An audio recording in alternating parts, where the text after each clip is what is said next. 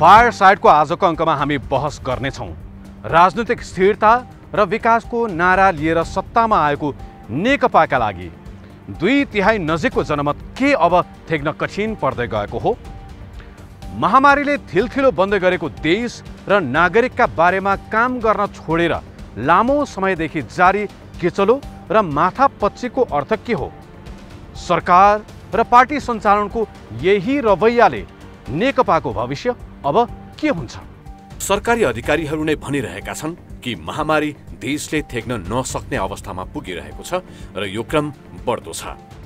नागरिकहरू सामान्य उपचार नपाएर ज्यान गुमाइरहेका छन्।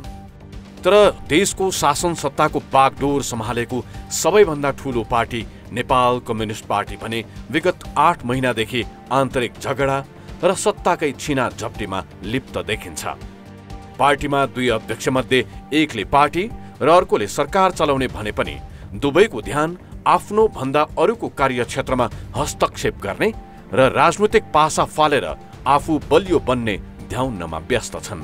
दशैं सकिँदा नसकिँदै रोजीरोटीका लागि यहाँका नागरिकहरू भारत पस्न बाध्य छन्। देश गम्भीर सङ्कटमा रहेका बेला असहमतिहरूलाई थाती राखेरै भए पनि सम्पूर्ण विश्वले सामना गरिरहेको महामारी र त्यसले उब्जाएका तत्कालिक र दीर्घकालिक समस्याहरूको सामना गर्न अग्रसर हुनुपर्ने आजको आवश्यकता थियो। तर सरकार र सत्तारूढ दल भने आफ्नै अस्तित्व रक्षाको सङ्घर्षमा र त्यसका नेताहरू आफ्नै र गुटका सत्ता स्वार्थमा मात्र सङ्घर्ष गरिरहेका छन्।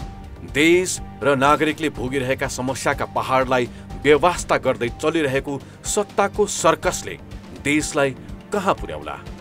नेकपा भित्रको विवादको आगोले पार्टी स्वयंलाई मात्र होइन देशलाई पनि पोलिरहेको छ।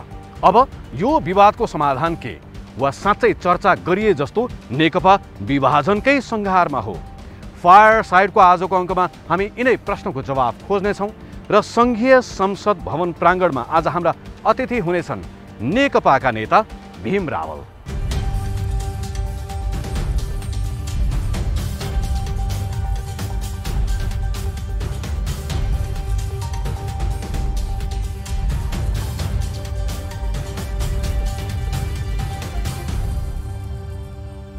नेकपा भित्रै प्रखर प्रतिपक्षीको छवि बनाएका रावल यसअघि सरकारमा उप प्रधानमन्त्रीसँगै गृह र रक्षा जस्ता महत्त्वपूर्ण मन्त्रालय चलाइसकेका नेता हुन्।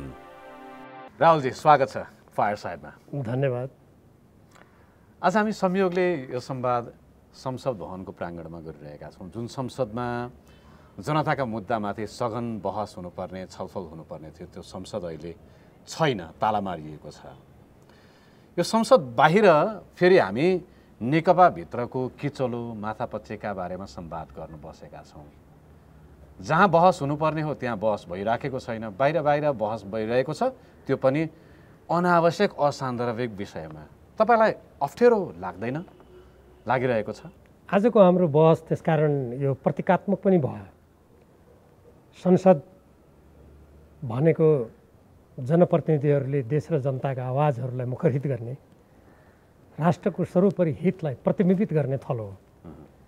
त्यस सन्दर्भमा अहिले नेपाल कम्युनिस्ट पार्टी नेकपा भित्रको छलफलको कुरा गर्ने हो भने त्यो अहिलेको विषम परिस्थितिमा त्यतातर्फ केन्द्रित हुनुपर्थ्यो। त्यता केन्द्रित नभएकोमा तपाईँले जुन अप्ठ्यारो लाग्दैन भन्नुभयो, निसन्देह नै मलाई अप्ठ्यारो मात्रै होइन, मलाई दुःख पनि लागेको छ। संसदलाई बन्द बनाएर 2/3 नजिक छौँ भनेर उफ्रिनलाई कतिको मजा हुँदो रहेछ? यस्तो बेलामा उफ्रिनु भनेको आफै नकारात्मक कुरा हो, त्यसमा मजा आउने भन्ने त प्रश्नै छैन। यति बेला राष्ट्रको सर्वोपरि हित कसरी हुन्छ, राष्ट्रलाई कसरी एकताबद्ध बनाउन सकिन्छ, राष्ट्रको समग्र शक्ति, ऊर्जा, बुद्धि, विवेक, साझा लक्ष्य हासिल गर्नुको लागि कसरी त्यसलाई उपयोग गर्न सकिन्छ भनेर सोच्ने बेला हो। नेताहरूले विशेष गरी आज तपाईँसँग संवाद गरिरहँदाखेरि तपाईँलाई मेरो प्रश्न, संसद अधिवेशन हठात बन्द गरेर पार्टीभित्र यो रस्साकसीमा लाग्नु, जति बेला महामारीले देश थिलथिलो बनेको छ, जनताले सरकार कहाँ सुत्यो भनेर सोधिरहेका छन्, यस्तो बेलामा यो लफडामा फस्दाखेरि तपाईँलाई आफूलाई चाहिँ कति लज्जा बोध हुन्छ? यो त समग्रतामा एउटा प्रणालीले नै लज्जाको अवस्थातिर धकेल्नुपर्ने अवस्था उत्पन्न हुन्छ। जहाँसम्म तपाईँले त्यति बेला हठात संसद अधिवेशन बन्द गरियो भन्नुभयो, त्यो नै आपत्तिजनक थियो। किनभने त्यहाँ हामीले नेपालको हित विपरीत ल्याइएको नेपाल र अमेरिकाको मिलेनियम च्यालेन्ज कर्पोरेसन MCCसँगको सम्झौताको बारेमा हामीले निर्णय गर्नु थियो। अझ महत्त्वपूर्ण रूपमा नेपालको अस्तित्व, स्वाधीनता र दीर्घकालीन हितसँग सम्बन्धित नागरिकता विधेयक राज्य व्यवस्था समितिबाट पारित भएर त्यो संसदको बैठकबाट निर्णय हुने बिन्दुमा पुगेको थियो। त्यस्तो बेलामा त्यसलाई हठात बन्द गरिनु त्यो स्वयंमा त्यो आपत्तिजनक कुरा थियो। अहिलेको अवस्थामा तपाईँको प्रश्नको सन्दर्भमा हामीले यी सबै परिवेशमा कुरा गर्दा अहिले झन् मैले अघि भने जस्तै मुख्य कुरामा ध्यान केन्द्रित नगरेर यस्ता अहिले जुन प्रकारको हाम्रो पार्टीको आन्तरिक विषयहरू बाहिर जुन किसिमले आइरहेछ, त्यो त स्वयं राजनीतिलाई देशको हितमा अगाडि बढाउँछु भन्ने सबैको लागि लज्जाबोधको विषय हुनुपर्ने हो। अब यसलाई अर्को तरिकाले हेर्दाखेरि के हुन्छ, यदि कसैले भन्यो वा मैले तपाईँलाई सोधेँ के नेकपाका लागि जनताले यति धेरै विश्वास गरेर 2/3 नजिकको मत दिनु त्यो गलत थियो वा नेकपाले थेग्न नसकेको हो, नेकपाको हैसियतभन्दा माथिको मत जनताले दिएर गल्ती गरेका हुन्? त्यो गलत पनि थिएन र नेकपाको हैसियतभन्दा माथि वा थेग्न नसक्ने पनि थिएन। कुरा के मात्रै हो भने हामीले निर्वाचन मार्फत जुन प्रतिबद्धता व्यक्त गऱ्यौँ, निर्वाचन हुनुभन्दा पूर्व यो देशमाथि जुन भारतीय नाकाबन्दी थोपरिएको थियो, हामीले त्यसको सफलतापूर्वक सामना गऱ्यौँ। होइन, नेपाली जनताले सफलतापूर्वक सामना गर्नु त्यति बेला नेकपाका नेताहरूले निर्माण गरेको न्यारेटिभ, त्यो भाष्य अनुसार जनताले अलिकति विश्वास गर्नु त्यो सान्दर्भिक थियो। तर नेकपाको आफ्नो जुन सामर्थ्य थियो, अहिले सरकार जसरी चलाइरहेको छ, पार्टी चलाइरहेको छ जुन तरिकाले, यो हेर्दाखेरि त नथेग्ने रहेछ नि जनमत नेकपाका लागि त्यति धेरै नेकपाले त्यसरी जनमत प्राप्त गर्ने हैसियत त रहन्छ भन्ने कताकति प्रमाणित भएन र? होइन, त्यस्तो होइन, नथेग्ने होइन। नथेग्ने भएको भए त्यस्तो विषम परिस्थितिमा देशप्रति नाकाबन्दी हुँदा, शान्ति प्रक्रियाका कामहरूलाई सम्पन्न गर्नुपर्ने चरणमा हुँदा, संविधान ल्याउने बेला हुँदा हामीले भूमिका खेल्यौँ नि, त्यो होइन। समस्या के भयो भने हाम्रा जुन प्रतिबद्धताहरू थिए, घोषित नीतिहरू थिए, सिद्धान्त थिए, मान्यता थिए, त्यसको अनुसरण जसले अनुसरण गर्नुपर्ने प्रमुख दायित्व बोक्नु भएको छ उहाँहरूबाट भएन। विशेष गरी सरकारको नेतृत्व गर्ने प्रधानमन्त्री जो स्वयं पार्टी अध्यक्ष हुनुहुन्छ, उहाँले नेपाल कम्युनिस्ट पार्टीका अध्यक्ष जो अहिले सरकारको नेतृत्व गरिरहनु भएको छ प्रधानमन्त्री केपी शर्मा ओलीले तपाईँको भाषामा तपाईँहरूले लिनुभएको प्रतिबद्धताहरू जनताले जुन विश्वास गरेका थिए त्यो विश्वास अनुसारको काम गर्न सक्नु भएन, फिटिक्कै पनि तपाईँले भन्न खोज्नुभयो? फिटिक्कै काम गर्न सक्नु भएन म भन्दिनँ, तर हाम्रा जुन घोषित नीतिहरू थिए, जुन लक्ष्य उद्देश्यको लागि हामीले जसरी पाइला चाल्नुपर्ने थियो तदनुकूल भएन। केही काम हुँदै भएन, फिटिक्कै भएन मैले भने होइन। तर कुनै पनि राज्य सञ्चालन गर्दा मूलभूत रूपमा त्यो सरकार कुन दिशातर्फ गयो, त्यसले मूलभूत रूपमा राष्ट्रको स्वाभिमान, गौरव, स्वाधीनता, जनताका भावनाहरूलाई त्यसले मुखरित गरे कि गरेन, त्यो दिशातर्फ उसले परिश्रम मेहनत गरे कि गरेन, त्यो तर्फबाट मूल्याङ्कन हुन्छ। त्यो दृष्टिकोणबाट हेर्दा जुन तरिकाले नेपाल कम्युनिस्ट पार्टीले जनताको विश्वास प्राप्त गर्यो, त्यत्रो शक्ति प्राप्त गर्यो, तदनुकूल राष्ट्रको आवश्यकता, जनताको भावना अनुकूल मात्र होइन कि स्वयं पार्टीका नीति सिद्धान्त अनुरूप नजान खोज्दाखेरि यो समस्या उत्पन्न भयो। त्यसो भए मलाई सिधा जवाफ दिने प्रयत्न गरिदिनु होला।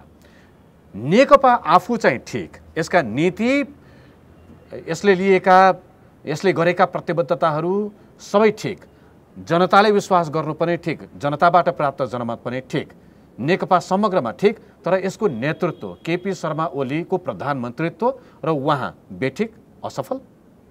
तपाईँले भन्नुभएको जुन पहिलो अङ्ग छ, ती नीति, कार्यक्रम, सिद्धान्तहरू ती सबै ठिक छन्, कसैले पनि आजसम्म त्यसको आलोचना गरेका छैन नि, त्यसको कार्यान्वयन भएन। जब कुनै नीति बनाइन्छ, कुरो त वही हो नि, त्यो नीतिको नेतृत्व गर्ने व्यक्ति अध्यक्ष प्रधानमन्त्रीका हिसाबमा उहाँले कार्यान्वयन नगरेपछि उहाँ असफल, उहाँ बेठिक। म बेठिक र असफल भन्ने शब्दावली प्रयोग गर्न चाहन्न, तर एउटा कुरा निश्चितमा तथ्यले के बोल्छ भने ती नीतिहरू, ती कार्यक्रमहरू, उदाहरणको लागि भर्खरै भएको थाई कमिटीको निर्णय, त्यसको कार्यान्वयन नगर्नुमा त उहाँ जिम्मेवार निस्सन्देह नै हुनुभयो। कस्तो लोकतान्त्रिक अभ्यास हो तपाईँहरूले यसरी छलफल गरेर बनाएको, कार्यदलले बनाएको बुँदाहरू सहमति गरेका कुराहरूलाई कार्यान्वयन नगर्ने, पार्टीले बनाएको नीति सिद्धान्तहरू कार्यान्वयन नहुने र कार्यान्वयन नहुँदाखेरि तपाईँ ठिक बेठिक प्रष्ट रूपमा भन्न नसक्ने कस्तो लोकतान्त्रिक पार्टीमा हुनुहुन्छ? होइन, मैले त प्रष्ट भने एक त जहाँसम्म निर्णयहरूको कार्यान्वयन नहुने कस्तो लोकतन्त्र हो भन्नु हो, त्यही प्रश्न भएर त अहिले यो अन्तर्विरोध सिर्जना भयो एउटा कुरा। दोस्रो, जहाँसम्म हामीले भन्न नसक्ने होइन, हामीले भनिआएका छौँ। हामीले भनेको हुनाले नै अहिले तपाईँले पनि सुन्नुभयो होला, पार्टीका बैठकहरू गरौँ, के समस्या पर्यो निर्णय कार्यान्वयन गर्नलाई, कहाँनिर समस्या पर्यो त्यो प्रश्न भन्नुहोस् प्रधानमन्त्रीले, अरू नेताहरूले पनि भन्नुहोस्, हामी पनि भन्छौँ। तथ्यको आधारबाट सत्य खोजौँ भन्दा त्यो कुरालाई सहज रूपमा स्वीकार नगर्दा समस्या उत्पन्न भयो। हामी त भन्नै छिराइरहेको छैनौँ। म तपाईँसँग अहिले कुरा गर्दा पनि निसङ्कोच भनिरहेको छु नि। तपाईँले एउटा कुरा सुन्नु भएको छ या छैन, सामाजिक सञ्जालमा अहिले अलिकति धेरै चल्तीमा पनि छ, ट्रोलको रूपमा एउटा वाक्यांश, एउटा सन्दर्भ, तपाईँ आफै पनि सामाजिक सञ्जालमा सक्रिय हुनुहुन्छ। अहिले अस्पतालमा बेड छैन, कारण सरकार सुतेको छ, सुन्नु भएको छ? त्यति मात्र होइन, त्योभन्दा थप आलोचना टिप्पणीहरू पनि मैले सुनेको छु। के सुन्नु भएको? धेरै कुराहरू छन्। अब त्यो सामाजिक सञ्जालतिर हामीले अहिले नजाउँ। अब जस्तो उदाहरणको लागि भन्नुहोस्, हामीले हाम्रो राष्ट्रको स्वाधीनताको लागि सरकारले त्यति बेला जुन अडान लियो, हामीले मत दियौँ, तर त्यसको मूल्य, त्यसको चाहिँ महत्त्व त्यो क्रमशः अवमूल्यन भइरहेका छ भन्ने प्रकारका प्रतिक्रियाहरू पनि आएका छन्। धेरै प्रकारका प्रतिक्रिया आएका छन्। ती प्रतिक्रियाहरू जनताका हुन्, जनतालाई त्यो अधिकार छ टिप्पणी गर्ने, तर महत्त्वपूर्ण रूपमा राज्य सञ्चालन गर्ने, सरकार सञ्चालन गर्ने, पार्टी सञ्चालन गर्ने जिम्मेवार नेताहरूले जसरी नीति निर्माण गर्दछन् त्यसको कार्यान्वयन गर्नको लागि पनि त्यत्तिकै तत्परता देखाएन भने निसन्देह नै त्यो राजनीति अन्तर्विरोध र मतभेदको चक्रव्यूहमा फस्ने खतरा हुन्छ, जुन हाम्रै देशको विगतको इतिहासले सिद्ध गरिसकेको छ। तात्कालिक केही घटनाक्रमहरूलाई विश्लेषण पनि गरौँ, त्यसका अर्थहरू पनि केलाउने प्रयत्न गरौँ। के अहिले चर्चा गरिए जस्तो विश्लेषण भए जस्तो नेकपा साँच्चै फुटको सङ्घारमा पुगिसक्या हो? म फुटको सङ्घारमा पुगिसक्यो त भन्दिनँ, तर फुट र विभाजनका बिउहरू हुर्काइँदैछ र मतभेद र अन्तर्विरोधहरूलाई व्यवस्थापन गर्ने जुन एउटा नेतामा हुनुपर्ने क्षमता हो, जुन गुण हो, त्यसको उपयोग नगरेर बरु सङ्कीर्ण गुटबन्दी स्वार्थहरूले प्रश्रय पाइरहेको म देखिरहेको छु। यदि त्यो कुरा हुर्किँदै गयो भने जसरी 2054 सालमा तत्कालीन नेकपा एमाले विभाजित भएको थियो, त्यसको पृष्ठभूमिमा पनि यस्तै कामहरू, यस्तै कारणहरू हामीले देखेका थियौँ। त्यसकारण कतै त्यो दिशातिर यो घचिडिने हो कि भनेर मलाई निसन्देह नै चिन्ता लागेको छ। कसले गरिराखेको छ त्यो काम? यो त सङ्कीर्ण गुटबन्दीको काम तपाईँको प्रश्नमा स्वयं त्यसको उत्तर छ, तैपनि म भनिहालौँ, मेरो मुखबाट भनाउन खोज्नुभयो। त्यो त निसन्देह नै जसले नीति निर्माणको महत्त्वपूर्ण जिम्मेवारी लिनुभएको छ प्रधानमन्त्री स्वयं उहाँ अध्यक्ष हुनुहुन्छ। अर्का अध्यक्षको पनि होला जिम्मेवारी, तर अहिलेको परिवेशमा हामीले जुन थाई कमिटीबाट निर्णय गरेका थियौँ त्यो निर्णयहरूको कार्यान्वयनतिर पाइला चाल्न आनाकानी प्रधानमन्त्रीजीबाट बढी गरिएको देखिन्छ। तपाईँले प्रधानमन्त्री अथवा नेकपाका सिधा भन्ने हो भने प्रथम अध्यक्ष केपी शर्मा ओली अलि बढी जिम्मेवार भन्नुभयो, अर्का अध्यक्ष कुनै पनि हैसियतमा जिम्मेवार हुनुहुन्न? होइन, कुनै पनि हैसियतमा जिम्मेवार हुनुहुन्न मैले भने होइन, र पहिलो जुन प्रधानमन्त्री र अध्यक्ष हुनुहुन्छ उहाँ अलि बढी जिम्मेवार पनि हुने होइन, मुख्य जिम्मेवार प्रधानमन्त्री र अध्यक्ष हुनुहुन्छ। त्यसबाहेक यी सम्पूर्ण कुरालाई व्यवस्थापन गर्नुपर्ने अर्का अध्यक्ष र जुन सचिवालय छ समयमै समस्यालाई चिनेर बुझेर जानेर त्यसको निदान गरेर समाधान गर्ने, उपचार गर्ने जुन प्रणालीमा जानु पर्थ्यो त्यसमा अलिकति त्यो गति अपेक्षित हुन नसकेर पनि यो एकपछि अर्को गरेर समस्याहरू बल्झिएको जस्तो लाग्छ मलाई कहिलेकाहीँ। तर उहाँ आफै पार्टी अध्यक्ष, प्रथम अध्यक्ष, सरकारको नेतृत्व पनि गरिराख्नु भएको छ। उहाँ आफै पार्टी फोड्ने माहौल किन बनाइराख्नु भएको छ? तपाईँको आरोप अनुसार भनौँ न, त्यसो नहुनुपर्ने थियो, तर उहाँ आफै किन त्यो चाहिराख्नु भएको छ त? त्यस प्रश्नको उत्तर दिने उपयुक्त पात्र त उहाँ स्वयं हो, किनभने उहाँको मनको कुरा मैले बुझ्ने होइन। तर म कहिलेकाहीँ हाम्रो राष्ट्रिय परिवेश र अन्तर्राष्ट्रिय परिवेशको सन्दर्भमा यस्ता घटनाक्रमहरूलाई केलाउने गर्छु, विश्लेषण गर्छु।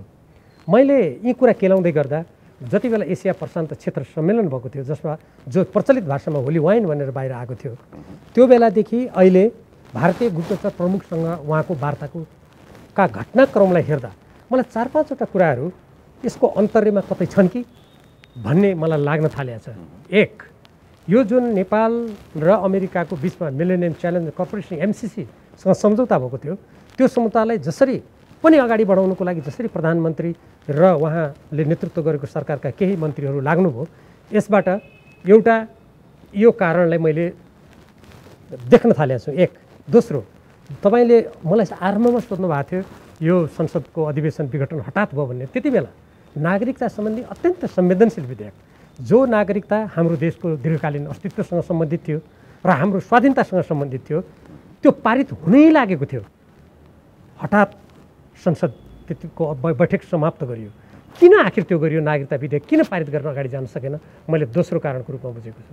तेस्रो, देशभक्त नेपालीहरूले, पार्टीभित्रका नेता कार्यकर्ता र यहाँहरू जस्तो सञ्चारकर्मीहरूले हाम्रो लिम्पियाधुरा, कालापानी, लिपुलेखमा भारतीय फौज त्यहाँबाट हट्नुपर्छ, त्यो हाम्रो देशको भूभागको नक्सा प्रकाशित गर्नुपर्छ भन्ने आवाज उठ्यो। अन्ततः सरकारले नक्सा प्रकाशित गर्यो, हामीले त्यसमा धन्यवाद पनि दियौँ। र अब अहिले आएर जुन नक्सा प्रकाशित गर्दा त्यो कुनै देशको साहटमा गरिएको भनेर भारतका सेना प्रमुखले भन्नुभएको थियो र हाम्रो त्यो निर्णयलाई होच्याउन खोज्नुभएको थियो। उहाँलाई यस्तो बेलामा, जति बेला नेपाल र भारतको राजनीतिक र कूटनीतिक तहमा वार्तासम्म भएको छैन, उहाँलाई नेपालमा आमन्त्रण गरेर सामान्य कुराकानी होइन, उहाँलाई सम्मानार्थ उहाँलाई महारथीको उपाधि दिने निर्णय गरिएको छ र उहाँ आउँदै हुनुहुन्छ। र त्योभन्दा ठिक अगाडि भारतीय गुप्तचर प्रमुख आउँदाखेरि मलाई के लाग्न थालेको छ भन्दाखेरि कतै त्यो अब हाम्रो भूमि माथिको अतिक्रमणलाई रोक्नको लागि जुन हामीले अभियान चलाएका थियौँ, त्योलाई यत्तिकै त्यसलाई धकेल्ने कुरा त हुँदै छैन। दोस्रो, तेस्रो, हाम्रो दक्षिण एसियामा जुन प्रकारका अन्तर्राष्ट्रिय गतिविधि हुन थालेका छन् र यो हिन्द प्रशान्त क्षेत्र जसरी ठुला शक्ति राष्ट्रहरूको एउटा रणनीतिक प्रतिस्पर्धाको क्षेत्र बन्ला कि भन्ने देखिएको छ, यो सन्दर्भमा कतै नेपाललाई पुनः विगतमा हामीले विरोध गर्दै आएको, देशभक्त नेपालीहरूले अस्वीकार गर्दै आएको कसैको सुरक्षा छाता नजिक फेरि नेपाललाई घचेटिन त खोजिँदै छैन। पाँचौँ अन्तिम कारण, संसारमा जुन बेला कम्युनिस्ट पार्टीहरू पराजित भएका थिए वा अत्यन्त प्रतिरक्षात्मक स्थितिमा पुगेका थिए, त्यो बेला दक्षिण एसियाको एउटा हिमालको काखमा बसेको, कहिले कसैको उपनिवेश नभएको स्वाधीन नेपालमा कम्युनिस्ट पार्टी धन्य 2/3 पुगेर उसले जुन सरकार बनायो, अब यसलाई छिन्नभिन्न गर्ने उपयुक्त अवसर यही हो भनेर यी 5वटा कारणहरूले कतै पृष्ठभूमिमा काम गरिरहेका छन् र यी कारणहरूबाट जसले जसले जहाँ जहाँ भूमिका खेलेका छन् त्यसबाट हाम्रो देशका भित्रका पनि विभिन्न पात्रहरू एक वा अर्को किसिमले प्रभावित भएर कतै यो सबै चिज समस्या चर्किँदै गइरहेको त छैन भन्ने पनि मलाई लाग्न थालेको छ। तर नि रावलजी, तपाईँले यी भनेका कारणकाहरूका अलावा सायद प्रधानमन्त्रीलाई लाग्यो कि अब प्रचण्ड जस्तो सहयात्री, तपाईँ जस्तो सहयात्रीहरूसँग अगाडि बढेर अब पार लागिन्न अगाइयो भन्ने जस्तो पनि लागेको हुन सक्ला नि त नि उहाँलाई। तपाईँले कामै गर्न दिनु भएन, न सरकार चलाउन दिनुभयो, न पार्टी चलाउन दिनुभयो भन्ने जस्तो त उहाँलाई लाग्यो होला। त्यसकारण पनि अब अलग बाटो अगाडि बढ्नुपर्छ भन्ने जस्तो उहाँलाई लाग्यो होला। त्यो लाग्यो भने अत्यन्त गलत लगाइयो। त्यो कसरी भने तथ्यहरूले के भन्छन्, जुन बेला हामी दुईटा पार्टी एकीकृत भइसकेका थिएनौँ, त्यो बेलामा देशमा आम निर्वाचन हुँदै थियो। हामीले पार्टी एकीकरणको उद्देश्य राखेर आम निर्वाचनमा एकअर्कालाई पूर्ण रूपमा सघायौँ नि। यदि त्यो बेला कल्पना गर्नुहोस्, नेकपा एमाले एक्लै ल्याएको मत होइन नि, त्यहाँ नेकपा माओवादी भन्ने दल पनि थियो। आज कोही कोही मान्छे भन्छन् वर्तमान प्रधानमन्त्रीको एक्लैको नाममा त्यो सबै मत आएको। अब यहाँ त्यो यथार्थ होइन। म अलिकति यो टुङ्ग्यौँ यो प्रसङ्ग क्या। त्यसकारण त्यो बेलादेखि अहिलेसम्म आउनुभयो भने हामीले त्यस्तो कुरामा मात्रै टिप्पणी गरेका छौँ जुन कुरा गर्दा सरकार अलोकप्रिय हुन्छ, राष्ट्रको विहित हुन्छ, पार्टी जनताको दृष्टिकोणबाट अलोकप्रिय हुन्छ। त्यस्ता कुरा रोक्नु खोज्दा त सरकारलाई त्यो सहयोग हो। त्यो त्यसकारण यदि उहाँलाई त्यस्तो लागेको छ भने, त्यो लागेको छ कि चाहिँ त्यो त छलफल गर्नुपर्छ, लागेको छ भने त्यो लगाई एकदम अनुपयुक्त, अनुचित र गलत हो। आम निर्वाचनको बेलामा तपाईँहरूको उद्देश्य एउटा थियो, सत्तासम्म कसरी सबैजना पुग्ने, पार्टीलाई कसरी सत्तासम्म पुर्याउने। आजको स्थिति हेर्दाखेरि त सत्ता त केही सीमितको भोग चलनमा छ, तपाईँहरू सत्तामा हुनुहुन्न। त्यसकारण पनि त तपाईँहरूको मनमा त आगो छ, त्यो आगो ओकलिराख्नु भएको छ र सरकारलाई काम गर्न दिइराख्नु भएको छैन भन्ने उहाँको सिधा आरोप होइन र? त्यो आरोप गलत हो। मैले बारम्बार भनेको छु, सरकारलाई कुन ठाउँमा कहाँ हामीले काम गर्न रोक्यौँ, बैठकमा छलफल गरौँ। यदि कुनै पनि व्यक्तिले सरकारले देश र जनताको लागि गरेका राम्रा कामहरू रोक्ने कुनै पनि ठाउँमा गरेको छ भने हामी त्यसको आलोचना गर्छौँ भनेका छौँ।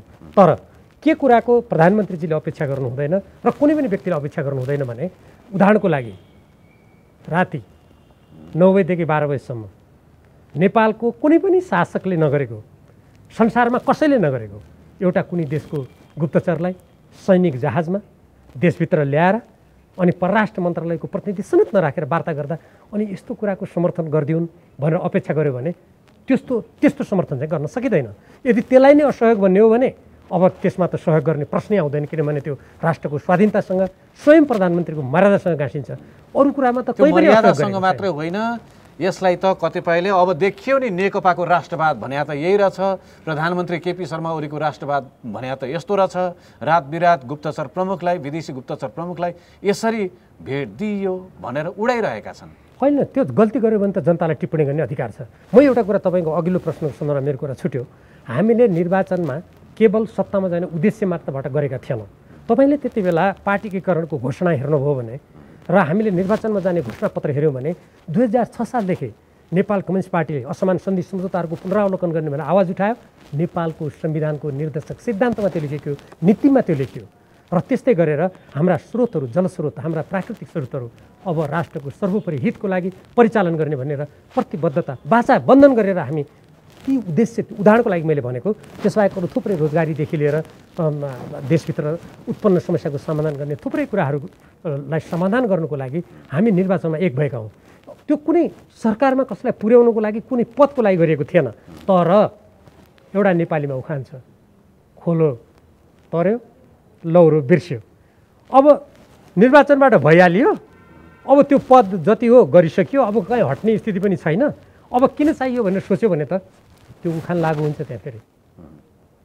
त्यही त म सम्झिराखेको छु, चुनावको बेलामा तपाईँ लगायतका ठुल्ठुला नेताहरूले गरेका भाषणहरू, घोषणापत्रहरू, त्यसमा गरिएका बाचाहरू, घर घरमा पाइपलाइनमा ग्यास, अहिलेकै प्रधानमन्त्रीका भाषणहरू सुन्ने हो भने त म कुन देशमा छु भन्ने जस्तो लाग्थ्यो ती भाषणहरू सुन्दाखेरि। आज महामारीको बेलामा तपाईँले देख्नु भएको छ, मानिसहरू खान नपाएर कति भौतारिएका छन्, उपचार नपाएर, भेन्टिलेटर नपाएर, आइसियु नपाएर कतिपय मरणासन्न स्थितिमा छन्। उपचार गर्नको लागि पैसा नभएर मान्छेहरू इन्तु न चिन्तो भइरहेका छन्। त्यति बेलाको घोषणापत्र अब जाडो महिना लाग्यो, अब यही बेला आगो तापेर बस्न बाहेक अरू केही काम लाग्ने भएन है। तपाईँले जुन किसिमले प्रश्न गर्नुभयो त्यही भएर नै हामीले कुरा उठाउने गरेको हो।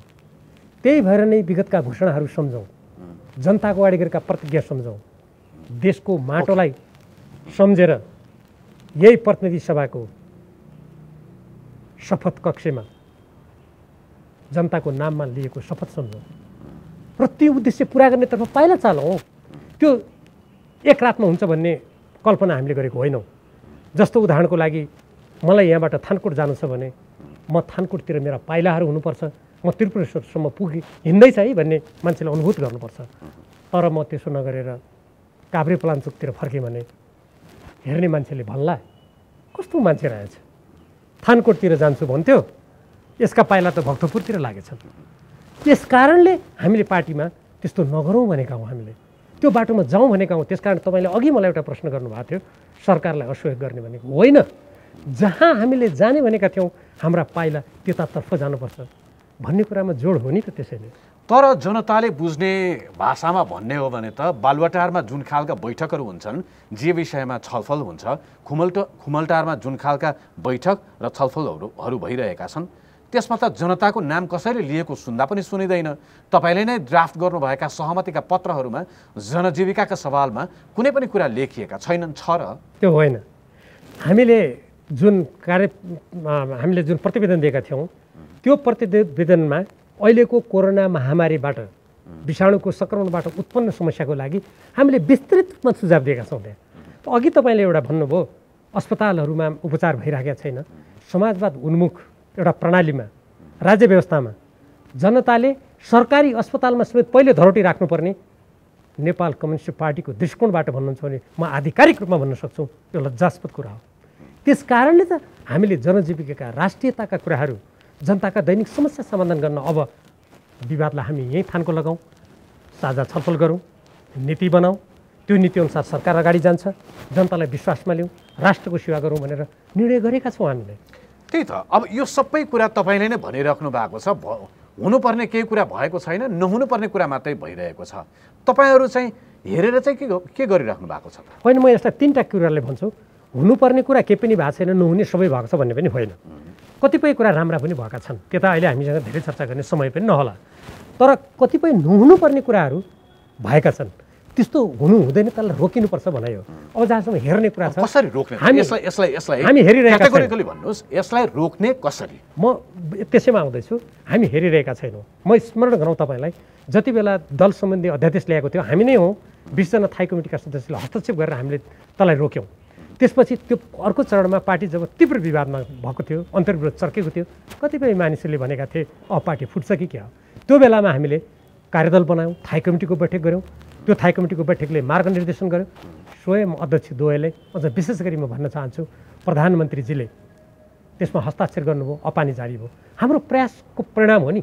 यद्यपि त्यो निर्णयलाई स्वयं जसले हस्ताक्षर गर्नुभएको थियो प्रधानमन्त्रीले, त्यसलाई कार्यान्वयनमा त्यसको भावनाहरू हुन सकेन। अब के हो त समस्याको समाधान भन्ने कुरामा मेरो प्रश्न नै के हो भने, म आउँदैछु। पार्टीभित्र तपाईँहरूले गरिरहेको बैठक, तपाईँ लगायतका नेताहरूले उठाइरहनु भएको, दिइरहनु भएको दबाब, हस्ताक्षर सङ्कलन वा तपाईँहरूले गर्नुभएको सहमति, त्यसमा गरिएका हस्ताक्षर, यो सबैले के आइसियु आयो देशमा, के भेन्टिलेटर नयाँ थपियो, के भोकाले खान पाए, कि केपी शर्मा ओलीको काम गर्ने तरिका बदलियो, के बदलियो त? होइन, आइसियु र भेन्टिलेटर त थपिए, त्यता अहिले विस्तृत रूपमा नजाउँ, त्यो त थपिए। अब त्यो भएको कुरालाई हुँदै भएन भन्न मिल्दैन, तर त्यो पर्याप्त थिएन। त्यसैले हामीले थाई कमिटीको बैठकबाट तपाईँले कसरी समाधान दिनुहुन्छ भन्नुभयो नि। हामी सबैलाई थाहा छ, लोकतन्त्रमा विधि, प्रणाली, संस्थागत निर्णय त्यसका आधारहरू हुन्। जसले त्यसलाई मान्दिनँ भन्छ या आफूले गरेका वाचा प्रतिज्ञा र देशको आवश्यकता अनुसार जो अगाडि जाँदैन, अझ अगाडि बढेर त्यो संस्थालाई नै यदि फुट र विखण्डनको बाटोमा लैजान्छ, मैले अलिक कडै शब्द पनि प्रयोग गरेको छु, यदि कुनै पनि व्यक्तिले क ख ग जसैले गरे पनि त्यो देश जनताप्रतिको गद्दारी हुन्छ र जुन पार्टीको जगमा सम्बन्धित व्यक्तिले पद प्राप्त गरेको हुन्छ त्यो पार्टीप्रतिको अपराध हुन्छ भनेर मैले भनिसकेको छु सार्वजनिक रूपमा।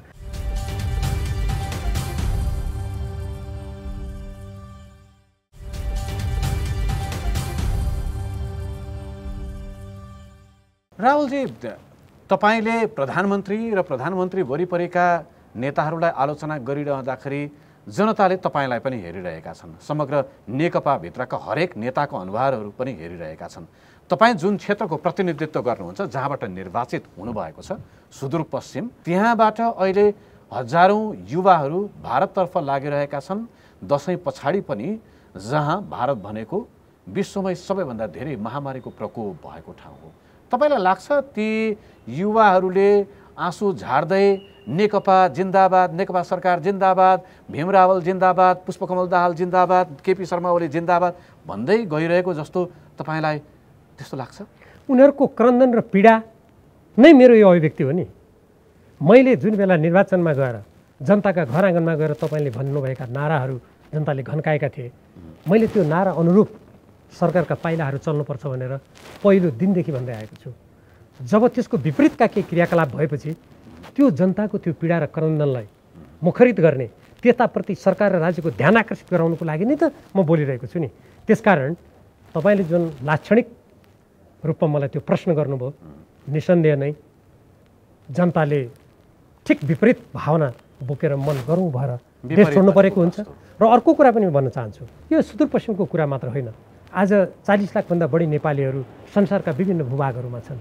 हाम्रो नीति के हुनु पर्थ्यो? हामीले के भनेका थियौँ भने अब कम्युनिस्ट पार्टी र त्यसको नेतृत्वमा सरकार बन्यो भने हाम्रो नीति जनतालाई, अझ युवाहरूलाई, जसको लागि देशले धेरै ठुलो लगानी गरेको हुन्छ, त्यसको हिसाब गरेकै छैन। यहाँ कतिले विप्रेषणबाट आएको केही रकम हेरेको छ, तर त्यो जनशक्ति तयार गर्न देशले कति ठुलो लगानी गरेको थियो र आज अरूले हाम्रो देशबाट विप्रेषण कति लाँदैछन् भन्ने कुराको त्यतातिर आँखा चिम्लेको देख्छु।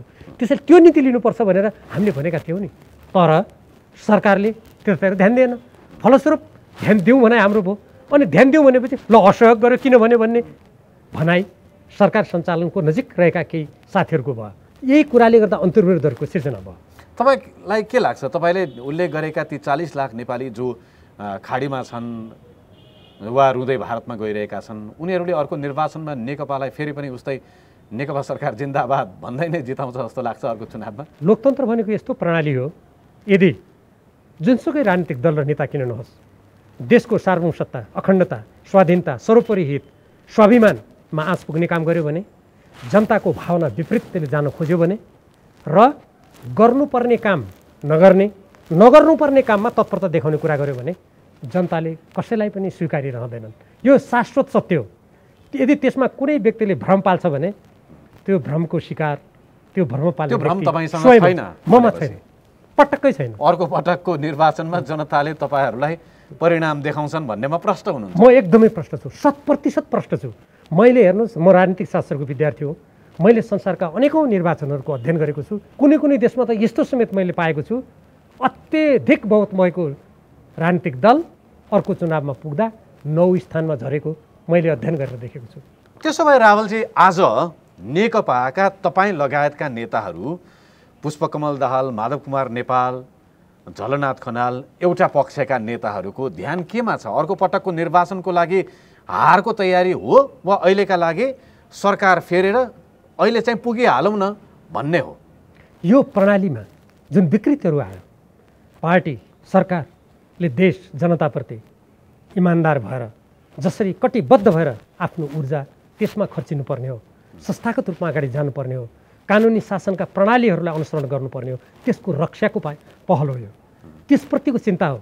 भोलिको चुनाव के हुन्छ, आज कुर्सीमा को जान्छ, को प्रधानमन्त्री हुन्छ, चिन्ता यो कदापि होइन। म यहीँबाट घोषणा गर्न सक्छु, यदि प्रधानमन्त्रीले अस्तिको थाई कमिटीको बैठकका निर्णयहरूलाई कार्यान्वयन गर्ने, महाधिवेशनको तयारीको प्रसङ्गमा अगाडि बढ्ने, आजभन्दा 2 दिन अगाडि केन्द्रीय कमिटीको बैठक बस्थ्यो, यदि त्यो निर्णय कार्यान्वयन भएको भए, त्यतातिर गएको भए अहिले मलाई लाग्छ अर्का अध्यक्ष पुष्पकमल प्रचण्डजी हुनुहोस् वा कोही वरिष्ठ नेता हुनुहोस् या म हो, हाम्रो आवाज, हाम्रो भनाइ अर्कै हुन्थ्यो।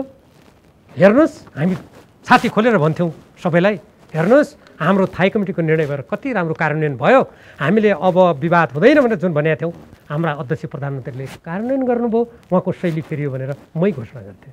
कसरी फेरिन्छ त? तपाईँहरूले सहमति गर्नुहुन्छ, त्यो कार्यान्वयन हुँदैन, केन्द्रीय समिति बोलाउनुहुन्छ, केन्द्रीय समिति सर्छ, सचिवालय बैठक अब हुँदैन, बोलाइन्न, तपाईँ 2 जना नेताहरू बिचमा सहमति नभइन्जेल सचिवालय बैठक बस्दैन, कसरी तपाईँहरूले तह लगाउनुहुन्छ प्रधानमन्त्री केपी शर्मा ओलीलाई? हेर्नुहोस्, मैले आफ्नो झन्डै आधा शताब्दी लामो राजनीतिक जीवनमा पहिलेको यो पार्टीको पूर्ववर्ती सङ्गठन कोअर्डिनेसन केन्द्रकालदेखि, मालेकालदेखि, एमालेकालदेखि आजसम्म अनेक कुरा बेहोरेको छु। 54 सालमा हाम्रो पार्टीको विभाजनको स्थिति पनि मैले देखेको छु। त्यसैले कहिलेकाहीँ कस्तो हुँदो रहेछ भने कतिपय मानिसहरू कुनै किन हो दृष्टिकोणहरूमा अनेक समस्याहरू आएर, शैलीमा समस्याहरू आएर त्यसका परिणामहरू नकारात्मक भएर हामीले केही पीडा भोग्नुपर्ने, आरोह अवरोहहरूको सामना गर्नुपर्ने यस्ता अनेक खण्डहरू आउँदा रहेछन्। मैले यही पार्टीको पूर्ववर्ती सङ्गठन र यही पार्टीका पनि कतिपय चरणहरूमा मैले त्यो देखेँ। अहिले हामी एक प्रकारले भन्ने हो भने त्यस्तै प्रकारको एउटा प्रतिकूल स्थितिमा छौँ, तर हामीले प्रयास निरन्तर जारी राख्नुपर्छ। जसरी विगतमा गलत प्रवृत्तिलाई पराजित गरेर पुनः हामी सङ्गठनलाई नवजीवन दिएर अगाडि बढ्यौँ, हामीले त्यो बाटोमा अगाडि बढ्नुभन्दा अर्को कुनै बाटो छ जस्तो मलाई लाग्दैन। मैले बुझ्न खोजेको तपाईँहरू अब कसरी अगाडि बढ्नुहुन्छ? के साँच्चै फेरि अर्को एउटा कागजमा सहमति हुन्छ जुन सहमतिले केही जिम्मेवारी बाँडफाँड हुन्छ, तपाईँहरूको भागमा केही पर्छ, केही मन्त्री पर्लान्, केही राजदूत पर्लान्, प्रचण्डलाई थप केही कार्यकारी अधिकार सहितको कार्यकारी अध्यक्षको जिम्मेवारी यसै हुन्छ वा सरकार परिवर्तन, अध्यक्ष परिवर्तन, नेतृत्व परिवर्तन, यो सबै कुरामा जानुहुन्छ तपाईँहरू? तपाईँले भनेका 2टा कुरा भन्दा अर्को पहिलो कुरा अर्को हुनुपर्छ। त्यो के हो भने हाम्रो जुन राजनीति छ, हामीले जुन घोषणा गरेका छौँ, नीति छन्, सिद्धान्त छन्, हाम्रो संयुक्त राजनीतिक प्रतिवेदन छ, हामीले पार्टीको एकताका बाँकी कामहरू पुरा गर्नुपर्ने छ। त्यो राजनीतिक, वैचारिक, सङ्गठनात्मक र हाम्रो राष्ट्रिय स्वाधीनतासँग सम्बन्धित विषयहरू छन्, एमसिसी लगायत, र हाम्रो सिमानासँग सम्बन्धित विषय छन्, नागरिकतासँग सम्बन्धित विषय छन्, जनताका कोरोना विषाणुको महामारीबाट उत्पन्न समस्या समाधान गर्नुपर्ने जस्ता विषय छन्। यी विषयहरूलाई साझा मान्यतामा हाम्रो पार्टीको घोषणा र सिद्धान्त बमोजिम अगाडि बढाउने पहिलो प्राथमिकतामा पर्छ। त्यसपछि त्यसलाई कार्यान्वयन गर्नको लागि हामीलाई जुन संयन्त्र आवश्यक पर्छ, जस्तो जनशक्ति आवश्यक पर्छ, त्यो दोस्रो चरणमा पर्छ। तेस्रो चरणमा अघि तपाईँले भन्नुभयो जस्तो त्यो कुरालाई कार्यान्वयन गर्नुको लागि राजनीतिमा प्रतिबद्धता त चाहिन्छ, त्यसलाई तपाईँ कागज भन्नुहोस्। त्यसो भए तपाईँले भने मुताबिक नै वैचारिक सैद्धान्तिक विषयहरूमा सहमति गर्ने र त्यसमा प्रतिबद्ध भएर अगाडि बढ्ने भन्ने सवालमा कुरा भइराखेको छ त भने हामीले प्रयास गरिरहेका छौँ र त्यो प्रयासमा त्यो प्रतिबद्धता पनि हामी संस्थागत रूपमा हुनुपर्छ भनिरहेका छौँ। किनभने यो पार्टी भनेको त एकजना व्यक्तिको होइन नि, व्यक्तिको योगदान अवश्य होला, तर यसमा लाखौँ मानिसहरूको रगत पसिना बगेको छ। त्यसकारण त्यो तपाईँले भन्नुभएको कुरा गर्नको लागि पनि संस्था मार्फत गर्नु पर्यो, संस्थागत हुनु पर्यो। यसको सचिवालय छ, थाई कमिटी छ, केन्द्रीय कमिटी छ, देशभरि यसका प्रदेश कमिटी छन्, जिल्ला कमिटी छन्, जनसङ्गठन छन्। ठिक त्यहाँबाट अगाडि भएकै कुरामा यी कमिटीहरू माथिदेखि तलसम्म भएका कमिटीहरूमा बैठक बस्ने अवस्था त छैन। तपाईँले नै भन्नुभयो केन्द्रीय कमिटी 1 महिना पछाडि सारियो। अब कहाँ हुन्छ त छलफल? बालुवाटारमा 2 जना नेताहरूको बिचमा होइन, 2 जनाको बिचमा मात्रै छलफल भएर यो समस्या समाधान हुन सक्दैन। किनभने त्यो 2 जना व्यक्ति भनेको पनि यो संस्थाको अधीनमा हुन्छ। यद्यपि उहाँहरू पदीय हिसाबले माथि भए तापनि संस्थाको अधीनमा उहाँहरू रहनुपर्छ। यो लोकतन्त्रमा सबैलाई थाहा छ। त्यही भएर मैले भनेको यदि कुनै ठाउँमा त्यसको उल्लङ्घन भयो भने त्यो संस्थाले फेरि प्रयास गर्छ नि। यदि कुनै व्यक्तिले म मान्दिनँ भन्यो भने त मलाई संस्था चाहिएन, पार्टी चाहिएन, हुँदा देशको पनि भविष्य मलाई चाहिएन भनेपछि त त्यसको औषधि उपचार त पार्टीका कार्यकर्ता र जनताले गर्छन्। अब अलिकति जनताले बुझ्ने भाषामा भनिदिनुहोस्, यो सबै समस्याको समाधान चाहिँ कहाँनिर छ त? के प्रधानमन्त्री केपी शर्मा ओली, अध्यक्ष केपी शर्मा ओलीबाट नै अगाडि बढ्ने हो वा त्यसभन्दा अर्को विकल्पमा जाने हो? आज त प्रश्न यही नै हो नि, होइन? मूल 3टा कुराबाट यसको समाधान हुन्छ। 1, जुन हाम्रो थाई कमिटीबाट निर्णय भएको थियो त्यो किन कार्यान्वयन हुन सकेन? यदि समस्या प्रधानमन्त्रीजीलाई कुनै लागेको छ वा अर्का अध्यक्ष पुष्पकमल दाहाल प्रचण्डजी अरू कसैलाई लागेको छ भने उहाँहरूले बैठकमा आएर तथ्यगत रूपमा भन्नु पर्यो। अरू हामी जस्ता व्यक्तिहरू त्यसलाई कार्यान्वयन गर्नमा समस्या हो कि होइन हामीले के देखाएको छौँ हामी भन्छौँ। त्यो संस्थाले जे निर्णय गर्छ हामीलाई पनि बताइदिनुहोस् कहाँनिर समस्या भएको, कार्यान्वयनमा समस्या भएको हो भने कहाँनिर समस्या भयो? कार्यान्वयन त हामीले जे त्यहाँ भनेका छौँ, हामीले जति पनि निर्णय गरेका छौँ त्यो कुनै पनि निर्णय कार्यान्वयन भएन। कार्यान्वयन उहाँहरूले हस्ताक्षर गरेर पठाउनु भयो पानी। हस्ताक्षर गर्नुको अर्थ ल मान्छु है हामी यो भनेर भन्नुभयो। अनि यो लोकतन्त्रमा कुनै व्यक्तिहरू के थिए, कार्यान्वयन के भएन, कसले गरेन? जस्तो उदाहरणको रूपमा 1, पार्टी एकताको महत्त्व सबभन्दा माथि छ, त्यसैले यसमा विभाजन, यसलाई गडबड गर्ने कुरा हुन सक्दैन भन्ने एउटा उदाहरण। बाँकी अस्ति मात्रै पनि प्रधानमन्त्रीले अब अलग अलग बाटो लिनु उपयुक्त हुन्छ भनेर उहाँले उल्लङ्घन गर्नु। यदि उहाँले त्यो भने भने त्यसको सोझै उल्लङ्घन भयो। दोस्रो कुरा, पार्टी एकताका बाँकी कामहरू सम्पन्न गर्ने भन्ने कुरा थियो, त्यसमा कुनै पाइला चालिएन। त्यो कसले गर्नुपर्ने? त्यो गर्नुपर्ने 2टा अध्यक्षले हो। 2टा अध्यक्षले गर्नुको लागि सचिवालयको बैठक नियमित रूपमा बसाल्न तयार हुनुपर्ने कसले हो भने प्रधानमन्त्रीजी र अध्यक्षजीले हो। दुवैले उल्लङ्घन गर्नुभयो। पहिलो कुरा प्रधानमन्त्री र पार्टीका अध्यक्ष, उहाँ अध्यक्ष पनि हुनुहुन्छ नि, त्यसैले मलाई मैले अध्यक्ष र प्रधानमन्त्री भनेको छु। बैठकको लागि उहाँ तयार नभएको देखिएको छ, त्यत्तिकै अर्कालाई दोष दिनु त भएन नि। त्यसैले जसले बैठक तयारी गर्नको लागि तयार हुनुहुन्न उहाँले त्यसको जिम्मेवारी लिनुपर्छ। अर्को कुरा, हामीले एउटा अर्को महत्त्वपूर्ण निर्णय के गर्यौँ भने अब हामी यो विवाद नगरौँ, हामी महाधिवेशनमा जाउँ। महाधिवेशनमा जानुको लागि सदस्यता नवीकरण र त्यो सम्बन्धी तयारी दस्तावेजहरू तयार गर्ने, त्यता जाउँ भनेर हामीले निर्णय गऱ्यौँ। तत्सम्बन्धमा कुनै पनि काम भएन, त्यसमा पनि अरुचि प्रधानमन्त्रीजीको देखियो। तेस्रो कुरा, पार्टीमा जे कारणले गुटबन्दी भयो, मदन भण्डारीको नाम लिने, मदन भण्डारी त यस्तो व्यक्ति हुनुहुन्थ्यो जसले बाह्य हस्तक्षेपको विरुद्धमा आवाज उठाएर हामीलाई शङ्का छ त्यही कारणले ज्यान गुमाउनु भयो होइन। तर मदन भण्डारीको नाम लिने, अनि मैले अघि नै भनिहालेँ जसले हाम्रो सिमाना मिचेको छ, सिमाना मिचेको कुरा तिमीले अर्को देशबाट इसाराबाट तिमीले नक्सा जारी गर्यौ भन्ने त्यस्तो सेना प्रमुखलाई जुन चलन महारथी दिने चलन निरङ्कुश राणा शासनले 2007 सालमा आफू ढल्न आँट्दाखेरि त्यहाँको सेनापति केएम करियप्पा भन्ने व्यक्तिले सुरु गरेको कुरालाई आजको हाम्रो लोकतान्त्रिक गणतन्त्र नेपालले टाउकोमा बोक्नको लागि सरकार हर्षले गदगद छ। उदाहरणको लागि यो यस्ता कुरामा हामीले पार्टीले के निर्णय गरेको थियो भने अब उपरान्त यस्ता राष्ट्रियताका संवेदनशील विषय र महत्त्वपूर्ण विषयमा हामी पार्टीमा पहिले छलफल गर्ने, साझा धारणा बनाउने, नीति बनाउने अनि सरकार अगाडि जाने। त्यसको उल्लङ्घन भयो। तेस्रो, गुटबन्दीको कुरा म अघि गर्दै थिएँ। गुटबन्दी बन्द गर्नको लागि अब पूर्व नेताहरूका नाममा चलाइएका फाउन्डेसन र जति पनि प्रतिष्ठानहरू छन् तिनीहरूको बारेमा छानबिन गर्ने, कार्यदल बनाउने, तिनको आम्दानीको स्रोत के, तिनले गरेको काम के, त्यसको छानबिन गर्ने, छानबिनको प्रतिवेदन नआउन्जेलसम्मको लागि र निर्णय नहुन्जेलसम्मको लागि तिनका गतिविधिहरू बन्द गर्ने। त्यो गर्नु त कता कता गुटबन्दीको नयाँ स्वरूप त्यहाँ उल्लङ्घन भयो। अर्को म कोरोनाको पनि आउँदैछु, फेरि जनजीविकाको बारेमा भन्नु, यहाँ धेरै निर्णय छन्। म खालि 2-3टा उदाहरण मात्रै दिन चाहन्छु। कोरोना विषाणुको सङ्क्रमणको कारणले गर्दा जनता जति दुखित भएका छन्, हाम्रो अर्थतन्त्र ध्वस्त भएको छ। म यहीँनिर एउटा कुरा महत्त्वपूर्ण कुरा भन्न चाहन्छु। आज सारा शिक्षण संस्थाहरू बन्द छन्। यत्रो देशको यत्रा लाखौँ युवाहरू, यत्रो जनशक्तिको उनीहरूको भविष्य अन्धकार गर्ने कुराको जिम्मेवार कसले लिन्छ?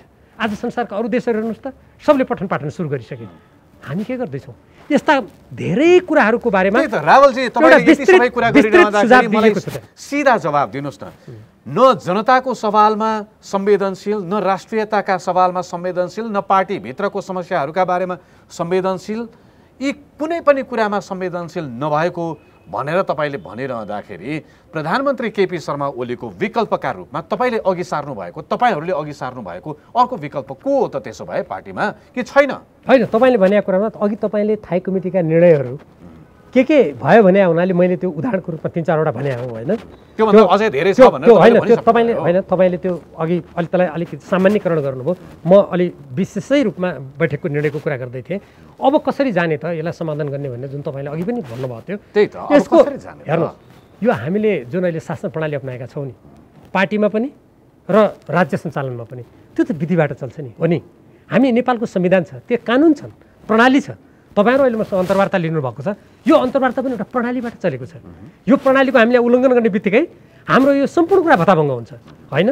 त्यसकारण यसको समाधानको एक मात्र उपाय, स्थापित सर्वमान्य उपाय भनेको के हो भने संस्थागत रूपमा जाउँ।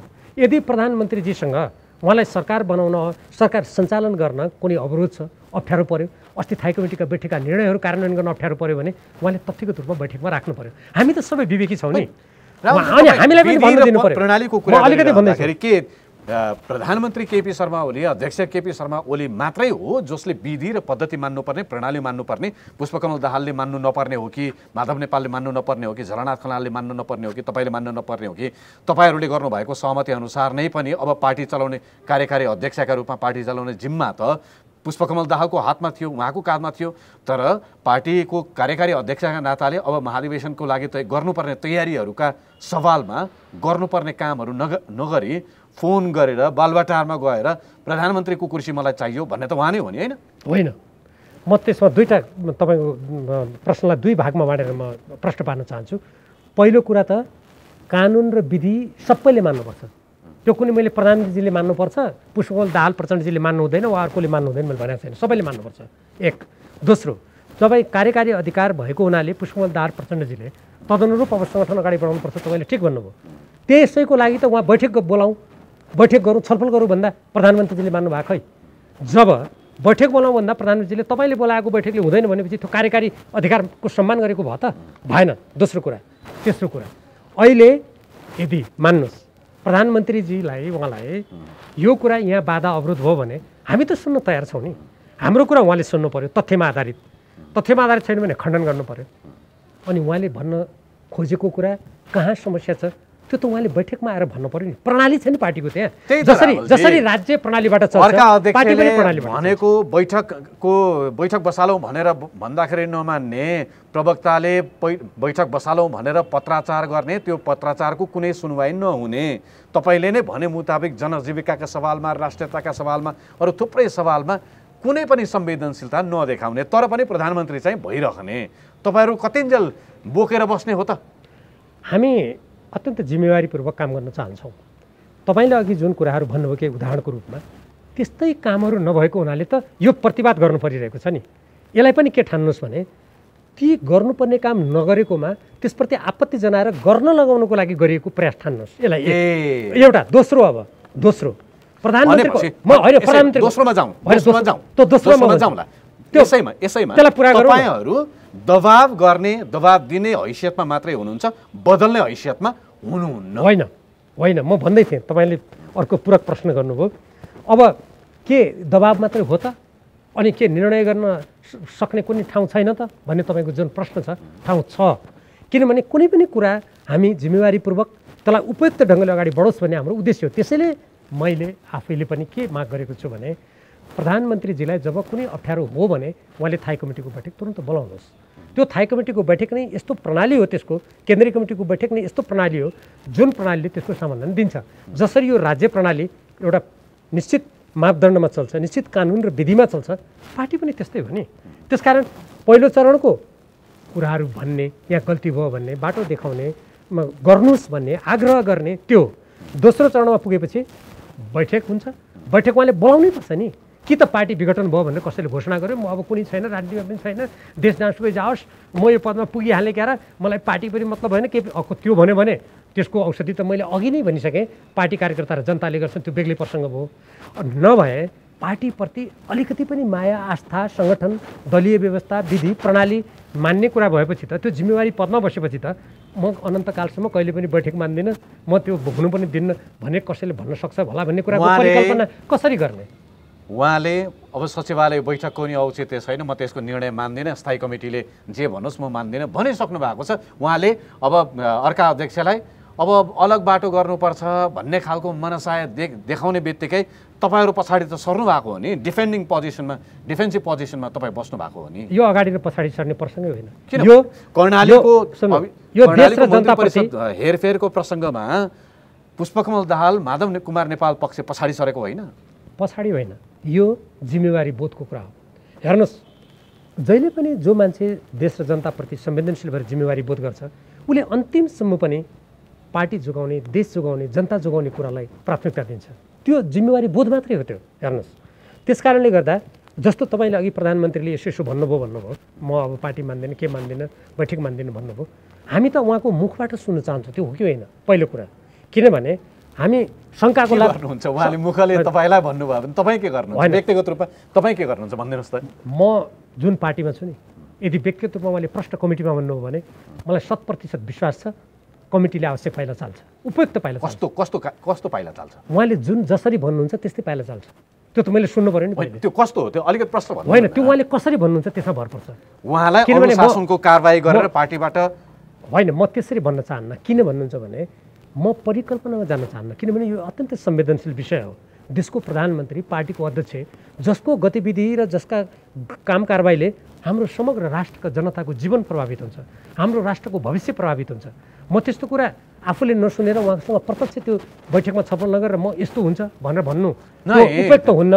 तर म एउटा कुरा भन्न सक्छु, यदि उहाँले बैठकमा आएर पार्टी सबै जसरी उहाँले बाहिर आएको कुरा हो भने सबै कुराको औचित्य समाप्त भयो भनेपछि त जुन पार्टी प्रणालीमा जसको आधारमा उहाँ प्रधानमन्त्री हुनुहुन्छ अरू सबैको औचित्य समाप्त भएपछि उहाँको मात्रै औचित्य बचिरहन्छ र।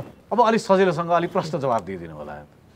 तपाईँले भने जस्तो साँच्चै प्रधानमन्त्री नेकपाका अध्यक्ष केपी शर्मा ओलीको कार्यशैली नसुध्रिने हो भने के छ तपाईँहरूसँग अर्को विकल्प? सत्ताको नेतृत्व गर्नका लागि, पार्टीको नेतृत्व गर्नको लागि अर्को मान्छे योग्य छ बाहेक, उहाँ बाहेक? नेपाल कम्युनिस्ट पार्टीभित्र उहाँ बाहेक अर्को व्यक्ति मात्र होइन, धेरै व्यक्तिहरू योग्य छन्। एक। दोस्रो, तपाईँले जुन विकल्पको कुरा गर्नुभयो, यो हामी ब्रह्माण्ड भन्छौँ, ब्रह्माण्डको त विकल्प छ, व्यक्तिको विकल्प हेरेर बस्नु भएको छ भन्ने प्रश्न हो। रमिता होइन, तपाईँ गतको माघ महिनादेखि केन्द्रीय कमिटीको बैठक दिएका निर्णय हेर्नुभयो भने त्यहाँ पाइला पाइला चरण चरणमा हामी निर्णय गर्दै गएका छौँ। तपाईँ पाइला पाइला निर्णयहरू भन्नुहुन्छ, त्यो निर्णयहरू के कार्यान्वयन भएको छैन भनेर तपाईँ आफै भन्नुहुन्छ। फेरि अब उपरान्त गर्ने पनि त्यस्तै खालको सहमति, फेरि अर्को कदम, त्यसबाट पनि हुनेवाला त केही होइन। त्यस्तै खालको हुँदैन।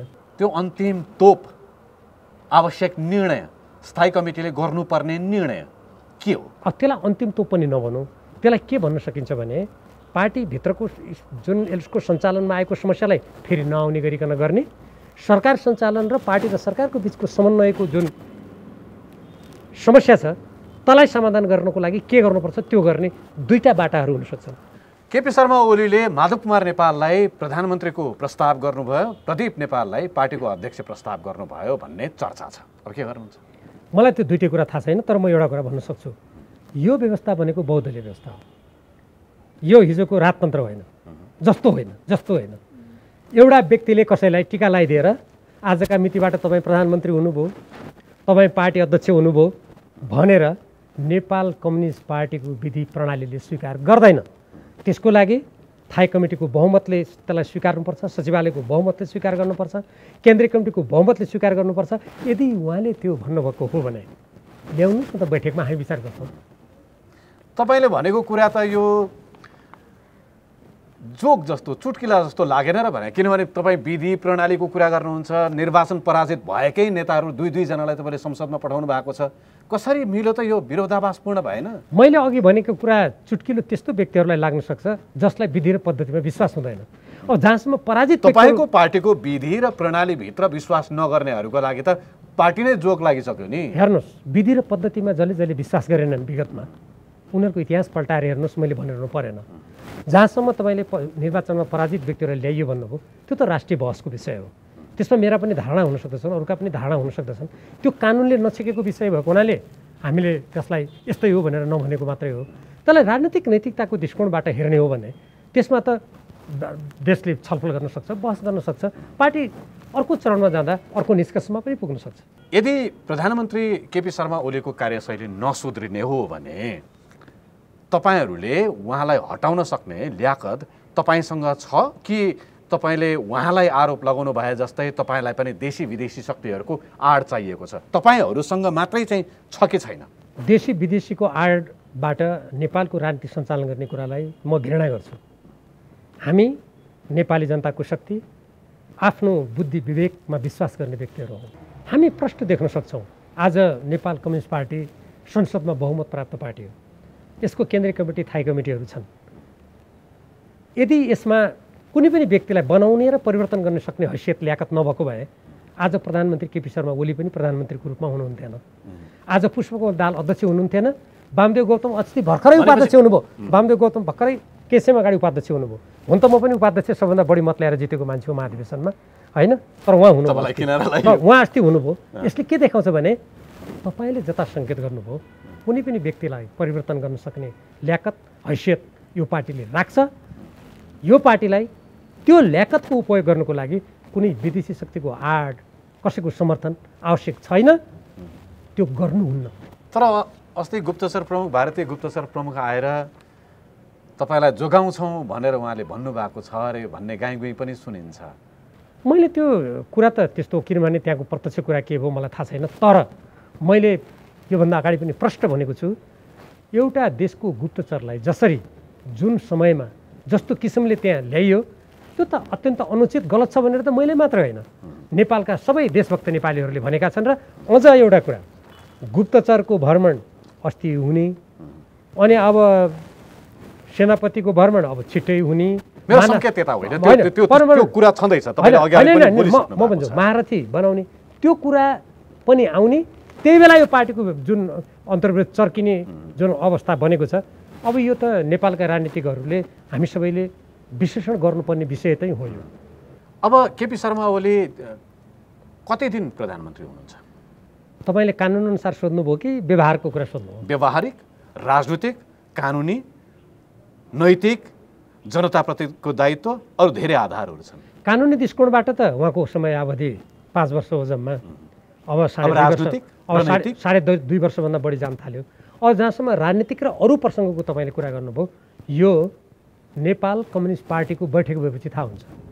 त्यहाँ जब छलफल हुन्छ, यी अघिका हामीले जति पनि छलफल गऱ्यौँ ती सबै प्रसङ्गहरू जब त्यहाँ उठ्नेछन्, त्यहाँ त्यसको बारेमा छलफल हुनेछ, तथ्यमा मानिसहरूले प्रवेश गर्नुपर्नेछ, त्यति बेला थाहा हुनेछ कि उहाँ 5 वर्ष पुरा गर्नुहुन्छ वा कार्यशैली परिवर्तन गर्नुपर्ने स्थितिमा हुनुहुन्छ वा के हुन्छ, त्यसै बेला थाहा हुन्छ। मेरो दोस्रो प्रश्न चाहिँ, अब नेकपा कतिन्जेल नेकपा अहिलेको हैसियतमा नै रहन्छ?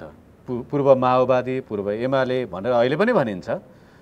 नयाँ एमाले र नेकपा नहुनको लागि कति दिन बाँकी छ? हुनको लागि कति दिन बाँकी छ? नेकपा त नेकपाको हैसियतमा अहिले तपाईँ र मैले संवाद गरिरहेको अवस्थामा पनि छ। र त्यो स्थितिमा नहोस् भन्नुको लागि अनेक प्रकारका चेष्टाहरू, प्रयत्नहरू भइरहेको कुरातर्फ मैले अघि आरम्भमै सङ्केत गरिसकेँ। यो तबसम्म यो नेकपा नेकपा रहन्छ जबसम्म यसका हजारौँ कार्यकर्ता र नेतृत्व पङ्क्ति केही व्यक्तिहरूका निहित स्वार्थबाट उत्पन्न हुने टकराव र त्यसबाट उत्पन्न हुने विखण्डनकारी कार्यक्रमको विरुद्धमा उभिरहन्छन् तबसम्म आजको नेकपा नेकपा नै रहन्छ। राहुलजी, तपाईँको अन्तर्वार्ता प्रसारण भइरहँदाखेरि बालुवाटारमा एक खालको खुसी छाउला भन्ने मेरो अनुमान छ। खास के चाहिएको रहन्छ, एउटा बैठक चाहिएको रहेछ जुन बैठकमा प्रधानमन्त्री केपी शर्मा ओलीले तपाईँहरूको कुरा सुनिदिनुहुन्छ र अन्तिममा भनिदिनुहुन्छ हुन्छ म कार्यशैली सुधार्छु, अब यो विवाद सकाउँ भनिदिनुहुन्छ र तपाईँहरू त्यसमा आत्मसमर्पण गरेर हुन्छ भनेर उठ्नुहुन्छ, हस्ताक्षर गरेर निस्किनुहुन्छ। यति होइन, आत्मसमर्पणको प्रश्नै होइन। तपाईँले अघि भनेको कुरा, अघिल्लो आत्मसमर्पण बाहेक अरू भनेको कुरा हो। त्यसपछि एउटा कुरा थप्नुहोस् त्यसमा, अनि त्यो थाई कमिटीको बैठकले अहिलेसम्म भएका गम्भीर कुराहरूको विवेचना गरेर महत्त्वपूर्ण र आवश्यक निर्णय पनि गर्छ। त्यो पनि थप्नुहोस् अनि पुरा हुन्छ। म अघिदेखि तपाईँलाई सोधिरहेकै त्यो महत्त्वपूर्ण र आवश्यक निर्णय भने चाहिँ के हो? विषयवस्तु त्यहाँ कसरी प्रस्तुत हुनेछन्, प्रधानमन्त्रीले तथ्यहरू कसरी प्रस्तुत गर्नुहुनेछ, अरू सदस्यहरूले कसरी प्रस्तुत गर्नुहुनेछ, त्यसको आधारमा त्यो आवश्यक र महत्त्वपूर्ण निर्णय हुन्छ। त्यसमा जनताले बुझ्ने भाषामा नेताहरूका लागि जुन स्वार्थ आवश्यक जस्तो लाग्यो त्यो स्वार्थमा सहमति गर्ने र त्यसै अनुसार अगाडि बढ्ने र महत्त्वपूर्ण भनेकै पनि त्यही हो। होइन, महत्त्वपूर्ण भनेको के हो भने हामीले घोषणापत्रदेखि आजसम्म आइपुग्दा जनता देशको हितको लागि जे प्रतिज्ञा वाचा गरेका थियौँ, सरकार जसरी सञ्चालन गर्नुपर्छ भनेका थियौँ, त्यसका जे मान्यताहरू थिए, त्यसका सीमा, त्यसका संस्थात्मक प्रणालीहरू थिए, ती कुराहरूको कार्यान्वयन गर्ने कुरा हो। अलिकति हाइपोथेटिकल नै होला तर आजको लागि सान्दर्भिक प्रश्न नै हो, के तपाईँले भनिरहेको त्यो स्थायी समितिको महत्त्वपूर्ण बैठक, महत्त्वपूर्ण निर्णय, आवश्यक निर्णय भनेको सरकार परिवर्तनसम्मको निर्णय पनि हुन सक्छ, स्थायी कमिटीले गर्न सक्छ? सरकार परिवर्तनको निर्णय त योभन्दा अगाडिकै थाई कमिटीको बैठकले गरेको। योभन्दा अगाडिको थाई कमिटीको बैठकले स्पष्ट शब्दमा, तपाईँले अघि बारम्बार जनताले बुझ्ने भाषा भन्दै हुनुहुन्थ्यो, सबैले बुझ्ने भाषामा जहाँ स्वयं प्रधानमन्त्रीको पनि हस्ताक्षर छ त्यहाँ स्पष्ट भाषामा भनेको छ प्रदेश सरकार र सङ्घीय सरकार हेरफेर गर्नु प्रश्न लेखेका छ। त्यसको कार्यान्वयन किन भएन भन्ने त हामीहरूको प्रश्न छ त आज। सङ्घीय सरकार र प्रदेशको सरकार फेर्ने भनेर तपाईँहरूले गर्नुभएको सहमति कार्यान्वयन भएन भनेरै आजको विवाद भइरहेको होइन, त्यो एउटा इलिमेन्ट हो। तपाईँले सोध्नु भएर मैले त्यो प्रश्न पारेको हो। ओके, त्योभन्दा पनि महत्त्वपूर्ण कुरा त मैले अघि नै भनिसकेँ, जहाँ राष्ट्रको हित, जनताको हित, राष्ट्र र जनताले सामना गर्नु परेका चुनौतीहरू र आजको बदलिँदो विश्व, आजको क्षेत्रीय स्तरमा राजनीतिमा आएका नयाँ तरङ्गहरू, त्यहाँ विभिन्न शक्ति राष्ट्रहरूको बिचमा भइरहेका कुराहरू ती महत्त्वपूर्ण छन्। त्यो महत्त्वपूर्ण छन्, यो भनेको कुरा पनि एउटा छन्। तर त्यति भन्दै पनि तपाईँले खिप्दै अन्तिममा आएर भन्नुभएको कुरा प्रदेश सरकार र सङ्घीय सरकार बदल्ने, फेर्ने, त्यहाँ मन्त्री परिषद हेरफेर मात्रै हो कि मुख्यमन्त्री प्रधानमन्त्री हेरफेरकै सहमति भएको हो? त्यसमा थाई कमिटीको कुरा के थियो भने हेरफेर गर्ने भनेको सरकार हेरफेर गर्ने भनेको सरकारभित्र सबै कुरा पर्छ, तर त्यसको औचित्य आवश्यकता के हुन्छ भन्ने कुरा फेरि सचिवालयमा छलफल गरेर अगाडि जाने भन्ने भएको थियो। त्यो छलफलै हुन पाएन, सचिवालयको बैठकै भएन, त्यता प्रवेशै भएन।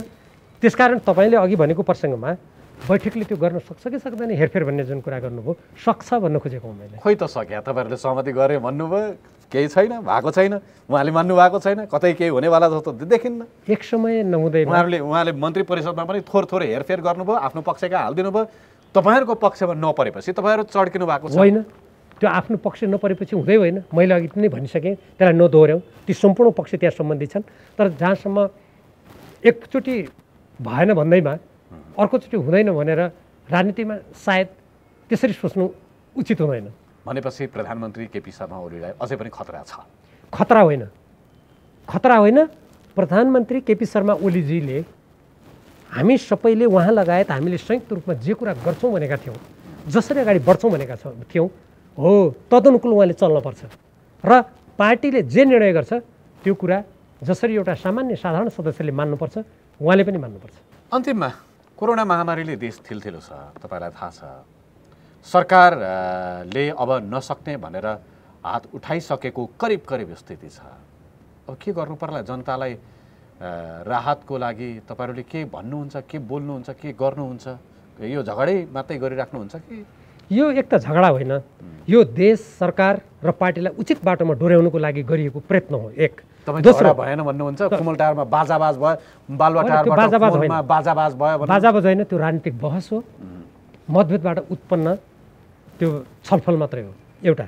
दोस्रो, कोरोना विषाणुको सन्दर्भमा के गर्नुहुन्छ भने तपाईँले जुन भन्नुभयो, हामीले थाई कमिटीबाट जुन विस्तृत रूपमा सरकारले गर्नुपर्ने काम अगाडि सारेका थियौँ त्यो काम सरकारले गर्नुपर्छ। र अहिले पछिल्लो कालमा जसरी सरकारी अस्पतालले समेत धरौटी राखेर जनताको उपचार गर्ने जुन पर्ने यो तुरुन्त बन्द गर्नुपर्छ र यो समाजवाद उन्मुख दिशातर्फ अग्रसर सरकार हो। यदि सरकारसँग त्यो ढुकुटी छैन रहेछ, रकम रित्तिएको रहेछ भने मैले अगाडि पनि भनेको छु, म तपाईँको लोकप्रिय कार्यक्रम मार्फत पुनः भन्न चाहन्छु, सरकारले नेपाली जनतालाई सार्वजनिक रूपमा ढुकुटीको हिसाब किताब दिनुपर्छ। र यदि उसले तपाईँको शब्दमा भन्ने हो भने, हात उठाउनु खोजेको हो भने सरकारको ढुकुटीमा रकम छ कि छैन, र एउटा एमसिसीको प्रचार गर्न राजस्व उडाउनलाई रेडियो एफएमहरूमा प्रचार गर्ने सरकारले सरकारी अस्पतालमा व्यक्तिले धरोटी राख्नुपर्छ भनेर कोरोना विषाणुको सङ्क्रमण परेको व्यक्तिलाई किन भन्यो भन्ने प्रश्न त्यसै कारणले हामीले उठाएको छौँ र सरकारले हिसाब किताब दिनुपर्छ। यदि साँच्चैकै सरकारको ढुकुटी रित्तिएर अब केही गर्न नसक्ने स्थिति भयो भने त्यति बेला हामी पार्टीले पनि सोच्छौँ, निर्णय गरौँला नि आवश्यक। हस्, धेरै धेरै धन्यवाद राहुलजी, तपाईँलाई यो समय धन्यवाद संवादका लागि। तपाईँलाई पनि धन्यवाद धेरै।